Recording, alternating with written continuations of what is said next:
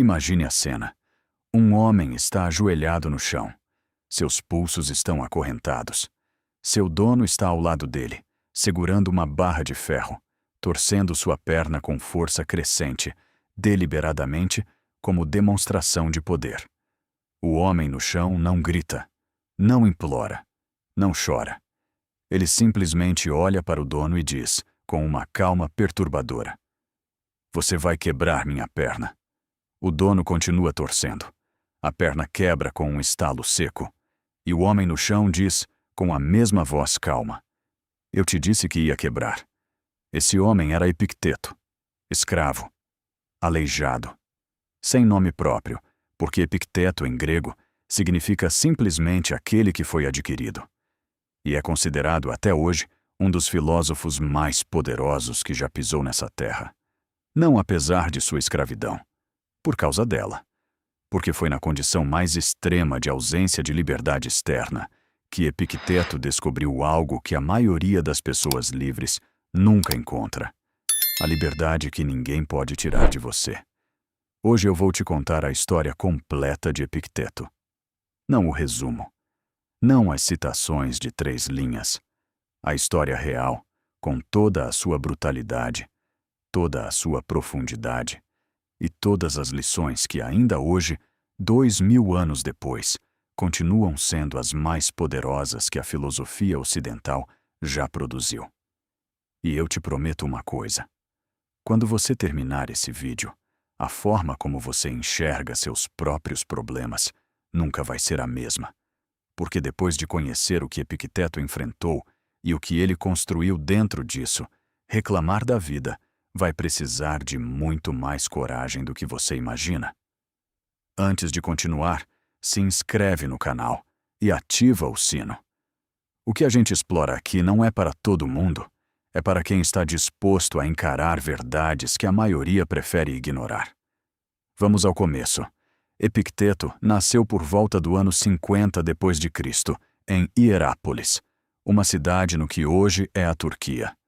Nasceu escravo. Não se tornou escravo por dívida, por guerra, por má sorte. Nasceu nessa condição. Foi a realidade que recebeu desde o primeiro dia.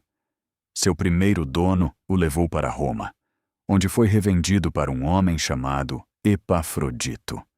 E aqui, a história fica interessante de uma forma que a maioria dos livros não menciona. Epafrodito não era um dono qualquer. Era um liberto, um ex-escravo que havia conquistado a liberdade e se tornado secretário do imperador Nero, um homem de poder considerável em Roma, que havia ele mesmo passado pela escravidão, e ainda assim tratava Epicteto com crueldade. Isso diz algo sombrio sobre a natureza humana que vale pausar e considerar. Quem mais deveria entender o sofrimento de um escravo do que alguém que havia sido escravo? E ainda assim, o ciclo de crueldade continuava. Porque o problema nunca foi a condição externa. Foi sempre o que a pessoa carregava por dentro. Epafrodito carregava ressentimento, necessidade de poder, a cicatriz não curada de sua própria humilhação passada. E Epicteto, diante da mesma condição, escolheu carregar outra coisa: filosofia. Em Roma, escravos de donos ricos frequentemente tinham acesso à educação. Era útil ter um escravo culto que pudesse administrar correspondências, educar crianças ou simplesmente impressionar os convidados. Epicteto foi enviado para estudar com Musônio Rufo, um dos filósofos estoicos mais respeitados de Roma, chamado pelo imperador de o Sócrates romano. E foi aí que tudo mudou.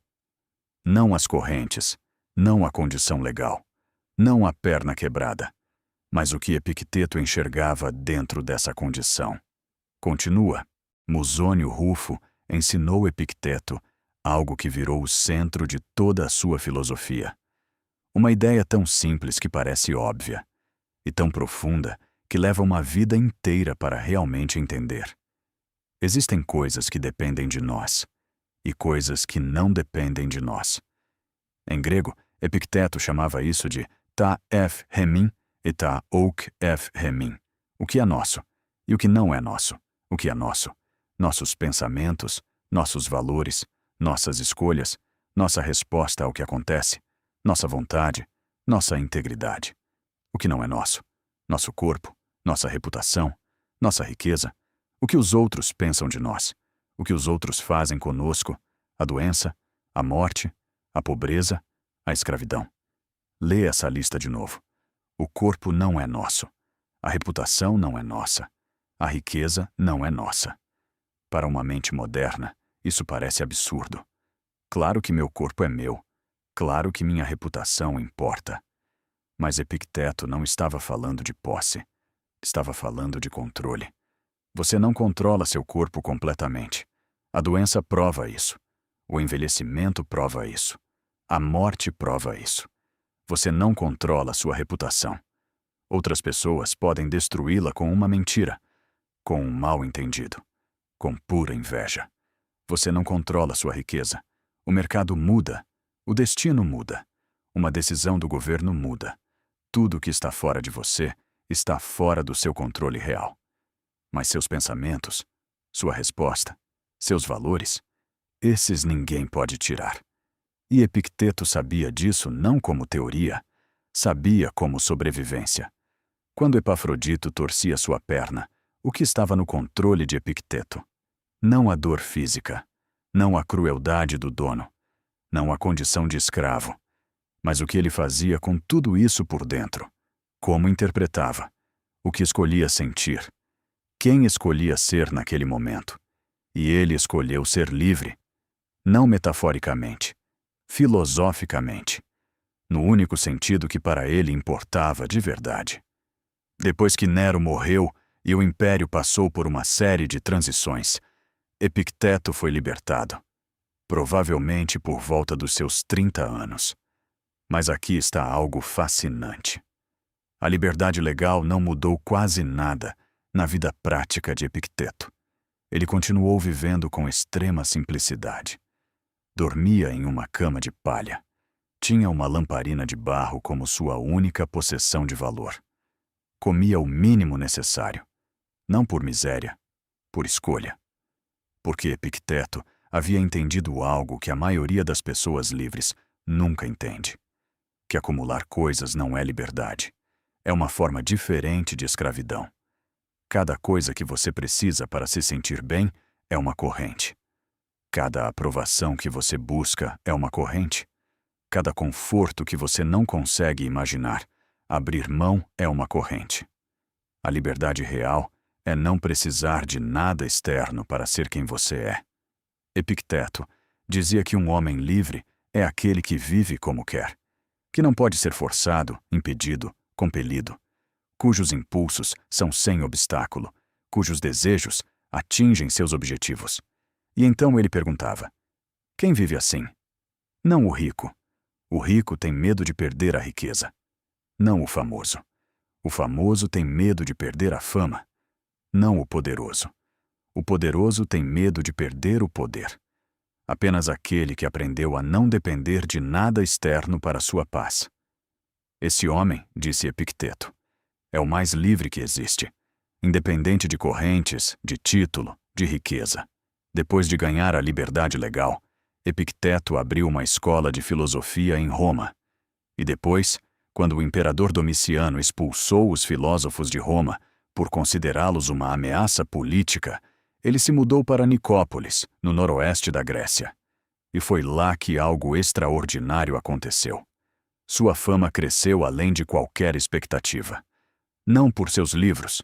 Epicteto nunca escreveu nada. Pela força de sua voz. Pela honestidade brutal de seu ensino. Pela vida que ele vivia como exemplo do que pregava. Pessoas de toda Roma viajavam para Nicópolis para ouvir o ex-escravo aleijado falar sobre liberdade. Continua. Existe uma razão pela qual os ensinamentos de Epicteto sobreviveram 2000 anos sem que ele tivesse escrito uma única palavra. Um de seus alunos, Flávio Arriano, ficou tão impactado pelas aulas que começou a transcrever tudo o que ouvia. Não como tarefa acadêmica, como necessidade, como alguém que percebeu que estava ouvindo algo que não poderia se perder. Arriano reuniu esses registros em 2 livros que chegaram até nós. O Enchiridion, que significa manual ou punhado, uma seleção das ideias mais essenciais, e as diatribes, ou discursos, transcrições mais longas das aulas. E o que esses textos revelam sobre Epicteto, como professor, é fascinante. Ele não era gentil. Não no sentido moderno de gentileza, de validação, de você está indo muito bem. Era honesto. Brutalmente, desconfortavelmente, às vezes dolorosamente honesto. Quando um aluno chegava reclamando que a vida era injusta, Epicteto não dizia, eu entendo sua dor. Ele dizia, você está sofrendo porque está confundindo o que é seu com o que não é. Corrija esse erro e o sofrimento desaparece. Quando alguém dizia que não conseguia controlar seus impulsos, ele respondia, um cachorro que late para todo estímulo que passa não é livre. Você quer ser um cachorro? Parece duro, parece frio. Mas existe uma profunda compaixão por trás disso. Epicteto acreditava que tratar as pessoas como vítimas das circunstâncias era a forma mais cruel de desrespeito, porque implica que elas não têm capacidade de mudar, que são prisioneiras do que acontece com elas. E ele havia provado, com sua própria vida, que isso era uma mentira. Vou te mostrar agora as 5 ideias centrais do ensinamento de Epicteto. Não as frases bonitas, o pensamento completo por trás de cada uma. A primeira é sobre desejos. Epicteto dizia que o sofrimento humano tem uma causa principal. Não é a pobreza, não é a doença, não é a injustiça. É querer que as coisas sejam diferentes do que são. Pensa nisso. Você sofre quando a realidade não corresponde à expectativa que você criou. Quando a pessoa não age como você esperava. Quando o resultado não foi o que você planejou. Quando a vida foi num rumo diferente do que você havia imaginado. O sofrimento não vem do que aconteceu. Vem da distância entre o que aconteceu e o que você achava que deveria ter acontecido. A solução de Epicteto era radical. Não baixar as expectativas. Não se tornar passivo ou conformista. Mas aprender a separar o que você pode influenciar daquilo que não pode. E desejar apenas dentro do que está no seu controle. Você pode desejar agir com excelência num projeto. Isso está no seu controle. Você não pode desejar que o projeto seja um sucesso. O sucesso depende de fatores externos. A diferença parece sutil. Na prática, muda tudo, porque você para de terceirizar sua satisfação para resultados que nunca foram seus para controlar. A segunda ideia é sobre impressões. Epicteto ensinava que entre o evento e a sua reação existe um espaço. Nesse espaço está a sua liberdade. Quando algo acontece, sua mente imediatamente cria uma impressão daquilo, uma interpretação, um significado. Alguém não respondeu sua mensagem. A impressão automática é: ela está me ignorando, ela não me valoriza, eu não sou importante. Mas isso é a impressão, não o fato. O fato é: sua mensagem não foi respondida ainda. Tudo mais que você adicionou é construção sua. É história que você criou. E você está sofrendo pela história, não pelo fato. Epicteto dizia: não são as coisas que perturbam os homens, mas as opiniões sobre as coisas. Essa frase tem 2000 anos e é a base de toda a psicologia cognitiva moderna. Aaron Beck e Albert Ellis, os criadores da terapia cognitivo-comportamental, citavam Epicteto diretamente como inspiração. Um ex-escravo aleijado do primeiro século antecipou em 2000 anos o que a psicologia moderna levou décadas para sistematizar. Continuando as 5 ideias centrais de Epicteto. A terceira é sobre papéis, e é uma das mais originais de toda a filosofia estoica. Epicteto dizia que cada um de nós desempenha papéis na vida: filho, pai, amigo, cidadão, profissional. E a virtude não está em escolher quais papéis desempenhar. Está em desempenhar cada papel com excelência, independente das circunstâncias. Ele usava a metáfora do teatro. O ator não escolhe o personagem que recebe. O diretor decide, mas a qualidade da atuação depende inteiramente do ator. Você pode ter nascido pobre ou rico, pode ter recebido uma família difícil ou amorosa, pode ter uma saúde frágil ou robusta, pode estar numa situação de poder ou de completa vulnerabilidade.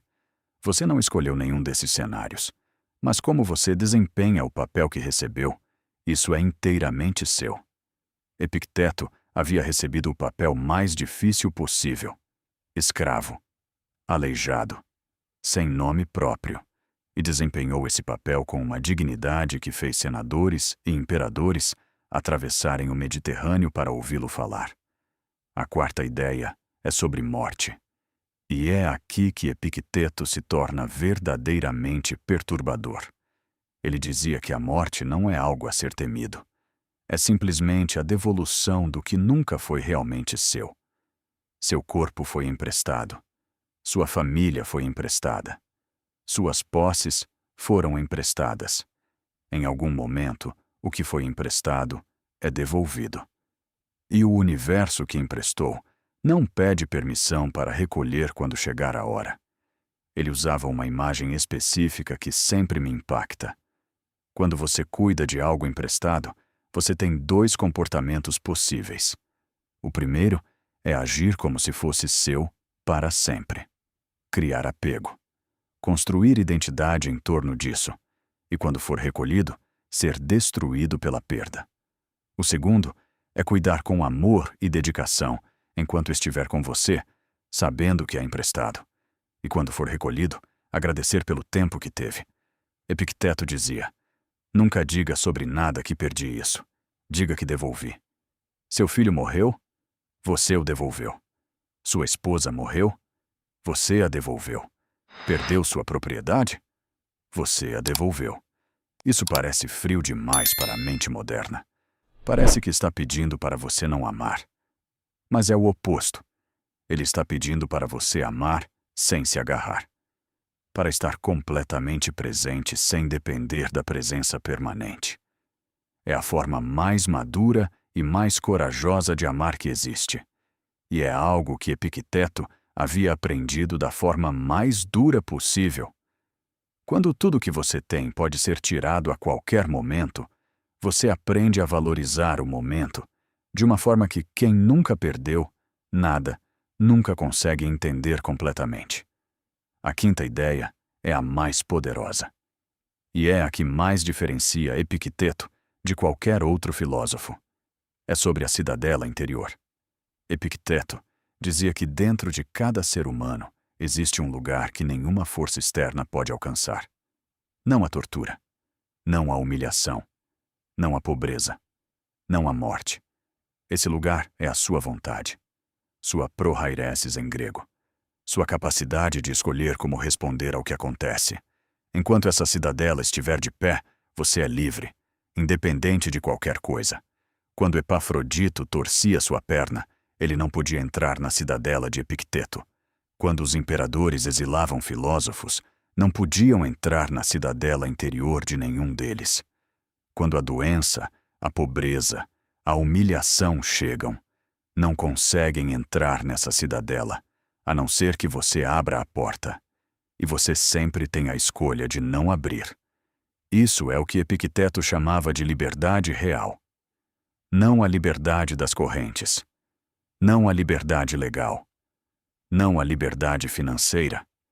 A liberdade de ser quem você escolhe ser, em qualquer circunstância, diante de qualquer pressão, até o último momento da sua existência.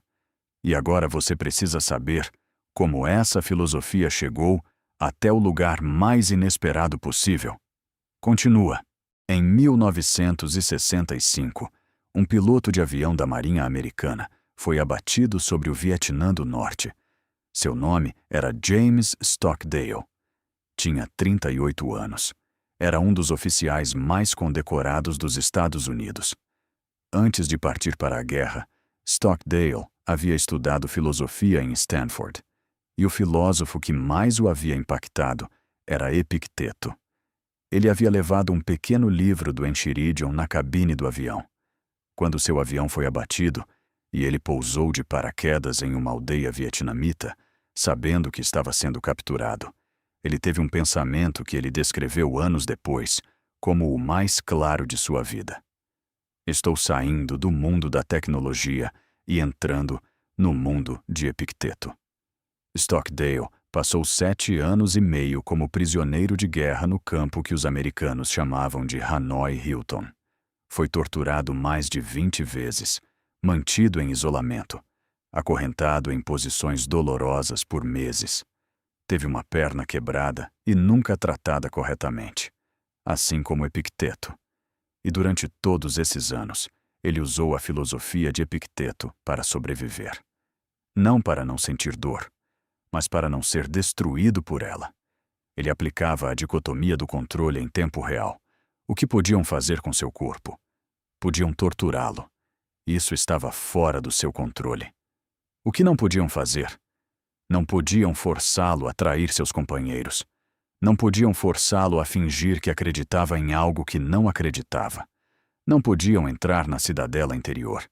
E ele escolheu defender essa cidadela, a qualquer custo físico. Quando foi libertado em 1973 e voltou para os Estados Unidos, era o oficial mais condecorado da história da Marinha Americana.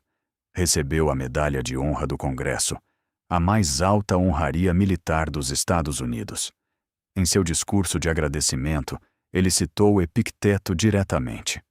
Um ex-escravo aleijado que viveu no 1º século depois de Cristo havia dado a um prisioneiro de guerra no século XX as ferramentas mentais para sobreviver a uma das experiências mais brutais que um ser humano pode enfrentar. Isso não é filosofia abstrata. Isso é filosofia testada nas condições mais extremas imagináveis. E aprovada. Mas a influência de Epicteto não para aí. Marco Aurélio, que você já conhece desse canal, lia Epicteto constantemente. Citava seus ensinamentos nas meditações. Usava o conceito da dicotomia do controle como base de toda a sua prática filosófica. O imperador mais poderoso de Roma e um ex-escravo compartilhavam a mesma filosofia. Aplicavam os mesmos princípios. Chegavam às mesmas conclusões. Porque a verdade filosófica não respeita a hierarquia social.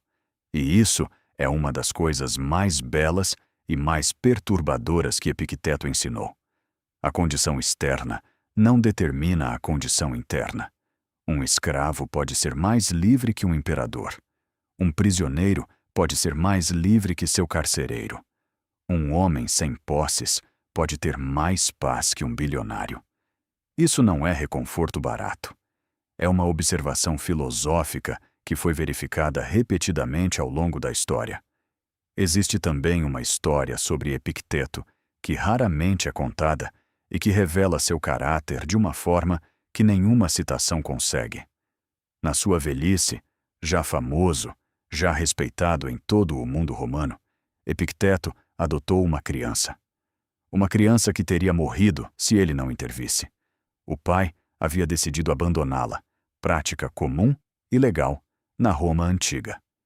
Epicteto, que havia ensinado durante décadas sobre desprendimento, sobre não se apegar ao que pode ser tirado, sobre não construir sua paz sobre pessoas que não controlamos.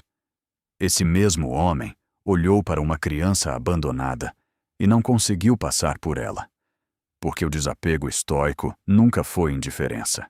Foi sempre a capacidade de amar sem ser escravizado pelo amor.